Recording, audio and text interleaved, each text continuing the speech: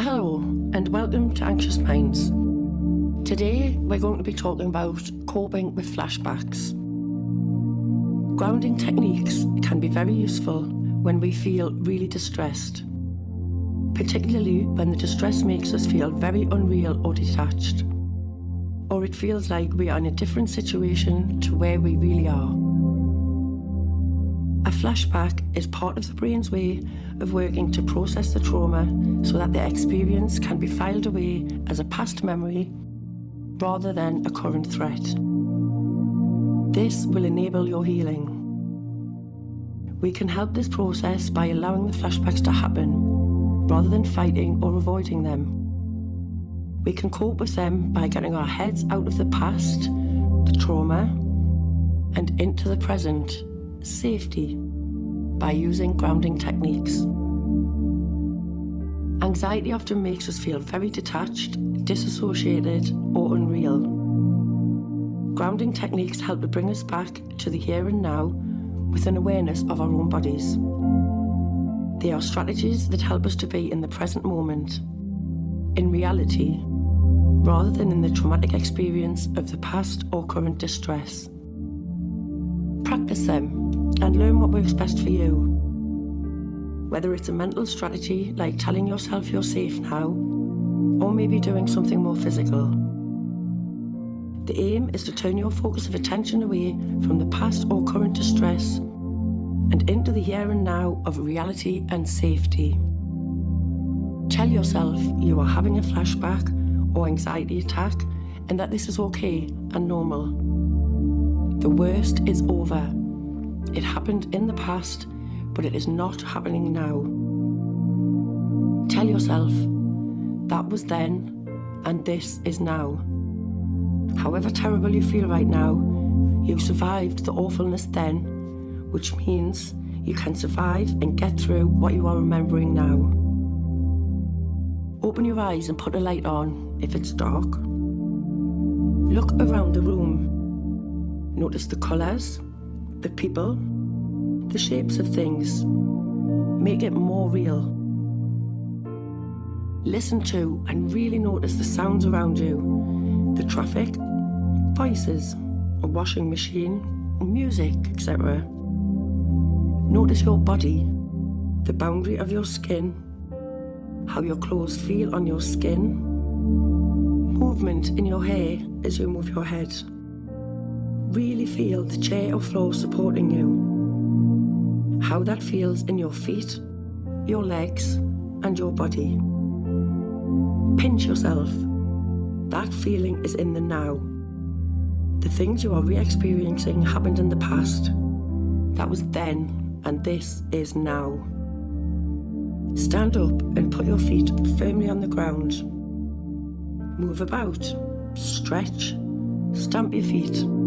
Jump up and down, dance, you can run on the spot, rub your arms and legs, clap your hands, walk, and remind yourself where you are right now. Use the 5-4-3-2-1 technique.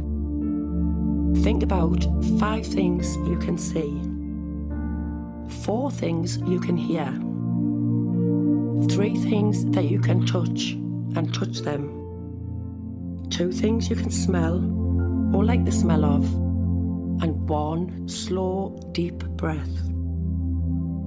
Notice what is right now and notice how different it is to the distressing memory. Breathe mindfully. Breathe deeply down to your belly. Put your hand there, just above your navel, and breathe so that your hand gets pushed up and down. Imagine you have a balloon in your tummy, inflating it as you breathe in and deflating as you breathe out. When we get scared, we breathe too quickly and shallowly, and our body begins to panic because we're not getting enough oxygen. This causes dizziness, shakiness, and more panic. Breathing slower and deeper will stop the panic. Rub your arms and legs. If you have lost a sense of your body, rub your arms and legs so you can feel where your body starts and ends, the the boundary of you. Wrap yourself in a blanket and feel it around you. Walk and really think about walking mindfully. Notice the way your body moves, how your feet move and feel as you walk. Notice your leg muscles and the way your arms feel as they swing. Notice the movement in your hair and the sensation of moving air on your skin. And notice the sensations of breathing as you walk. Describe and say out loud, if appropriate, what you are doing right now in great detail, or describe doing a routine activity. Try to think about different things, almost like playing mental games, for example.